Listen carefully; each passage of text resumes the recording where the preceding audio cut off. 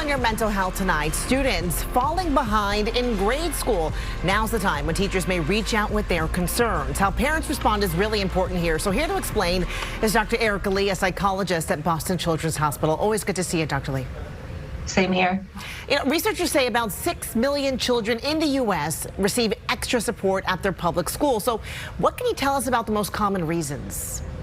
Yeah, so the three most common reasons why children and teens access special education services are things like having a specific learning disability, like dyslexia, a speech or language disorder, or autism spectrum disorder. Other reasons that we commonly hear about are things like a developmental delay, medical behavioral health condition, or some kind of injury that requires that a child have an adjusted learning program. And these are kids who typically benefit from having extra supports in school, and really the overall goal is that we can help all children learn in an age-appropriate way. Yeah, so if a parent gets a note from the teacher, what's usually the next step here? Yeah, great question. So the next step is first talking with that teacher. Try to understand what are they observing during the school day? What are their specific concerns about your child or teenager?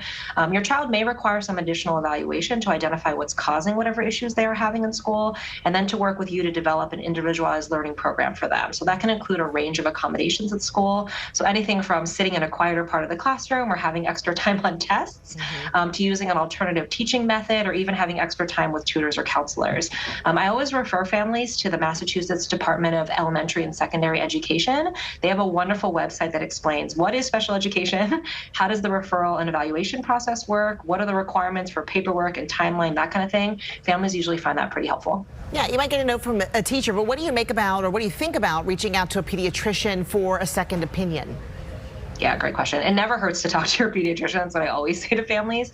If you have any concerns about how your child is doing in any domain, our pediatricians have wonderful long-term relationships with our children, so they know them really well. So they may pick up on things over the long term that your child's having difficulty with learning, attention, stress management, organization, anything that might impact your school performance. Or it just might be that because your child knows your pediatrician for a long time, that they may feel more comfortable talking to your pediatrician about things that are getting in the way for them at school.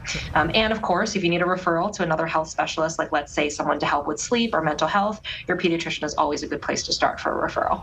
Good information. Dr. Lee, as always, thank you so much.